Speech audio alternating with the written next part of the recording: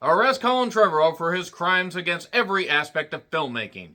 May he never write, may he never direct, may he never step behind any camera, whether it's a movie camera, whether it's some kind of traffic camera, may he never even step behind a Kodak instant camera. Do they still have Kodak instant cameras? Well, I know one thing. This movie would have been better directed by a Kodak instant camera. It would have been better written by some film that was burned coming out of a Kodak instant camera. Jurassic World Dominion came out just a few years ago, and I thought the Fallen Kingdom was the worst entry in the Jurassic World / Jurassic Park franchise timeline, whatever the fuck you want to call it. I've never actually seen this in full, but I decided to watch it in full because Jurassic World Rebirth comes out in just a couple weeks, and oh boy, where to fucking start with this? Probably at the beginning. That would probably be good. Colin Trevorrow did Jurassic World, and look, I fully admit that I'm not the biggest Chris Pratt fan. I like Bryce Dallas Howard, but she's been in better stuff than this. And there's good actors in this. And I understand what they were trying to do before I really tear this movie the fuck apart. Legacy characters, new characters, Human Centipede together. Unfortunately, no. Just through bad writing. Especially by Emily Carmichael, who did Pacific Rim Uprising, which explains so goddamn much about how bad this is. And Derek Connolly, whoever the fuck he is. I don't know who the fuck any of these people are, so fuck y'all for being involved in this. Look, the movie made like just over $1 billion worldwide on a $185 million budget. It had a $145 million opening, and it made just about $377 million in the U.S. Now, to be fair, this was still when theaters were really opening back up in full after the pandemic had finally settled down after a little bit, even though theaters were starting to open back up, especially in the spring of 2021. But it was difficult to get people to pack the cinemas. Except Top Gun Maverick did really fucking well, and that was like right before this came out. So maybe that's why this movie didn't do well. No, it's actually because it was complete fucking dog shit, or dino shit as it were. So it's at 4 years after everything happened in Fallen Kingdom, i.e. not much at all. We now have these characters that we followed through their journey from Jurassic World to Fallen Kingdom to now. Owen, Claire, Maisie. I have to say, the actress who plays Maisie, I really hope they actually just, they give her better projects to be in. Because she's trying. Bless that girl. She is trying. But these are the type of movies that could ruin a fucking child actress. So we do also have the legacy characters. We have Laura Dern they call Big Ellie. Bet you didn't expect that reference. We have Dr. Grant, who is played by Sam Neill. And we have Ian Malcolm, played by Jeff Goldblum. We also have other returning characters like B.D. Wong, who... really, the only thing that changes about him is his hair. That's really all about it. It's Omar Sy is back. Justice Smith is in there briefly, very briefly. Daniela Pineda is in this, very briefly, unfortunately, for as gorgeous as she is. And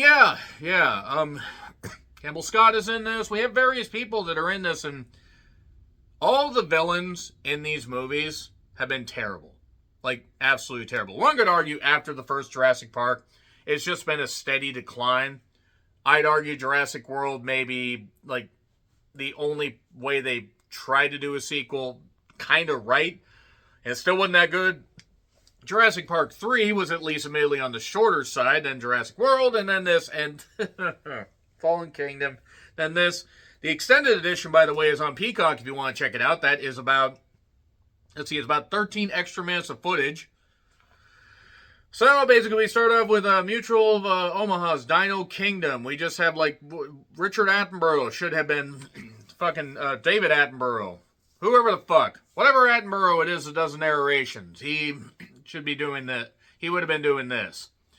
And, oh yeah, locusts. Locusts are devouring crops. Why are locusts devouring crops? Because there is something called bison, or biosyn, B-I-O-S-Y-N. That they're just doing really, really bad shit. Biosyn Genetics. These genetic companies never fucking learn, by the way. And, yeah, it's just basically combining these, people from these two franchises, but it relies too much on nostalgia that's not earned. It has action sequences that are terrible. The whole idea of the world ending, yes, locusts, if they devour too many crops, we will not have food and the world will go into ruin. The thing is, they don't dive into that. the dinosaurs are just living among people, and really outside of a couple attacks, everything seems to be going fine. It's not Dawn of the Planet of the Apes, it's not War of the Planet of the Apes, or War for the Planet of the Apes, I think is how it went. It's definitely not Kingdom of the Planet of the Apes, because it's not even as good as the worst entry in the Planet of the Apes, the new one, the newer one. I assume Kingdom of the Planet of the Apes will kick off another trilogy, possibly. I'm all for it, because that was actually good. But we do have a drive-in scene where the movie is interrupted by a T-Rex at the drive-in, and they're going to talk scaly to me. Just going to make fun of this movie constantly. And again, the thing about the locust, basically bison genetics, or bison genetics, I prefer to call them M-bison genetics, because I just want the locust to just suddenly say, game over! You thought that these crops were important to you, and it was your livelihood, but for me, it was Tuesday. So sorry. Everybody's shutting off the review as of now. So we see the dinosaurs living among people. Like the worst, deadliest catch ever were the whale dinosaur thing. I forgot the name of it, because I don't fucking care. Yeah, that I actually would have watched the deadliest catch had that happen. And Bryce's Claire is working with, well, Justice Smith and Daniel Pineda's characters, who I forgot the names of. I mean, they were in Fallen King. Do you care? Do you honestly care? Does anybody care? They didn't care because they were out of the film really quickly. They're rescuing dinosaurs from this place in Nevada, and there are dinosaur poachers. And I'm not even knocking the guy as a person, but whoever was the main poacher is one of the most generic villains I have seen in any big blockbuster in fucking forever. It is astonishing how little character development there is throughout this whole thing. And Claire says to Maisie, you were the only you who ever was. Top-notch fucking writing here. Again, Colin Trevorrow, how dare you? How dare you call yourself a filmmaker, you son of a bitch? Yep, locusts are around. Here's Ellie. Don't care, Lord Ernst still would. My God, what a beauty she is. And they will not attack anything that Biosin didn't have anything to do with, because they are being sent out by this guy Lewis, played by Campbell Scott, who really does fucking deserve better. He's a very... Go check out his IMDb. He's been in good stuff. Biosin is controlling the locust population. Have your locust spayed or neutered. Goodbye, everybody. But, no, in all seriousness, Blue had a baby. The baby gets kidnapped by these stupid poachers. We location jump a lot. We go from Nevada to Utah, equally depressing places. We go to fucking Italy or Cairo. I actually don't fucking really know where the hell we go. I don't really give a shit.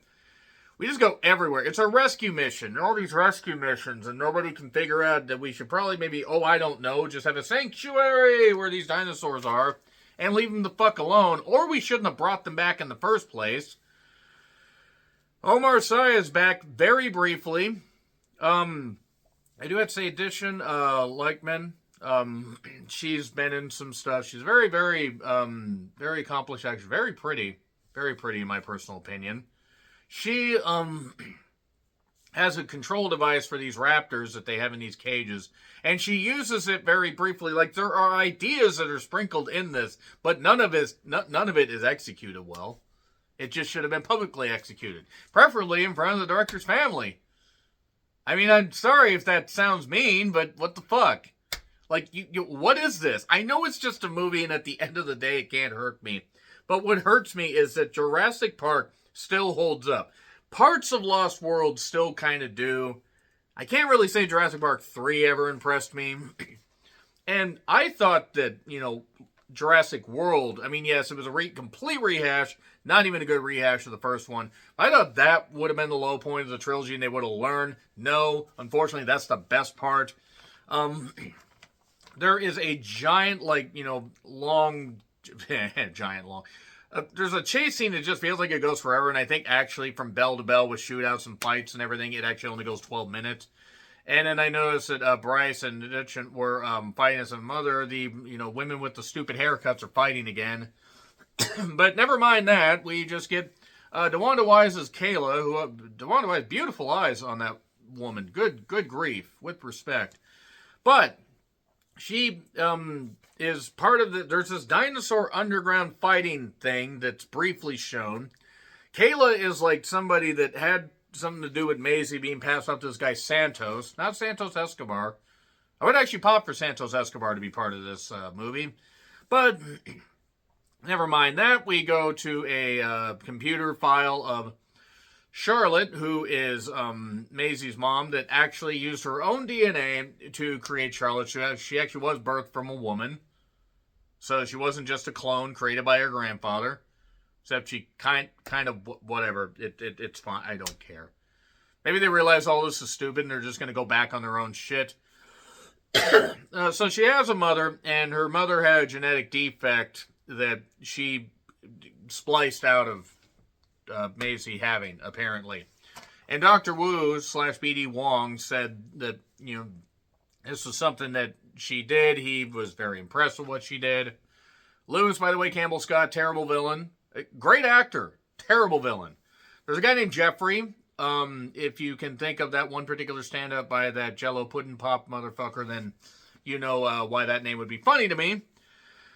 But they want to take Maisie and the baby dinosaur, or baby raptor that they took from, they took the baby dino from Blue, and then Maisie went to go collect it, or retrieve it, or whatever. By the way, the bad bounty hunter that I mentioned also got killed during that long chase attack scene thing.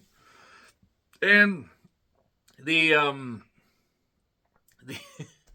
like, they're gonna splice the DNA of the baby raptor and Maisie together to find a missing something. The movie doesn't know, and I stopped caring long before this. So Kayla is flying both Owen and Claire to rescue Maisie, but then there's something on the wing of the plane. It's a giant pterodactyl-like creature. So Claire gets sent in a parachute, or a chair, out, while you thought Kayla and Owen would crash, but Kayla and Owen did not die. And they ended up in an icy lake, while Claire is hanging up in a tree, and there's a blind dinosaur with giant claws and everything. Seemingly blind, the way the eyes looked. And it hunts by noise, as blind things will do. I remember a girlfriend, that I had actually ended up eventually going, like, once she was an ex, and I go, well, that sucks. It sucks if people go blind. Nevertheless, so there are winged fucks doing a whole bunch of stupid shit. Like, there's one bird dinosaur creature. I mean, yes, they evolved from birds, or birds evolved from whatever. And swimming underwater, but never mind that. We don't have time for that. They don't let anything breathe. And this movie simultaneously is super rushed and drags the fuck on. So, meanwhile, Ellie and Dr. Grant have met with Ian Malcolm at the Biosin Genetics place, and they are given they're given, like, basically access to the sublevel to attack these locusts and destroy them. While I can never get his name right, but I call him M. Effie. He was in Kinds of Kindness. He is a terrific actor. He wasn't allowed to do really anything in this. But Jeffrey and Campbell are talking about stuff. Ellie takes a sample from one of the locusts. And there's all this teasing that Ellie and Dr. Grant are finally going to get together. And then basically those two and Maisie escape into this cave. Dr. Grant has his hat. Now it's Indiana Jones with dinosaurs. Not Indiana Jones the dinosaur like Harrison Ford was in the fifth one. And Ian gives a brief speech to the staff. There's this beautiful redhead that was running things. And this movie didn't know what it wanted to be, because Kayla and Owen are trying to go for this. There are these big dinosaurs fighting. Lewis tries deleting shit but saves some files because then they can get money and they can go do this again. Learning nothing from what they are currently going through. And he tried to destroy the locust, by the way, in a fire. But then they escape and they set the island on fire. Or this valley. Wherever the fuck it is. Welcome to Big Valley Days. The locusts are either missing or they're burned. And this adds up. It's fine. It's fine. And the Spitters return, the ones that killed Wayne Knight. They were better featured in that. They looked better in that one too because they didn't rely as much on CGI.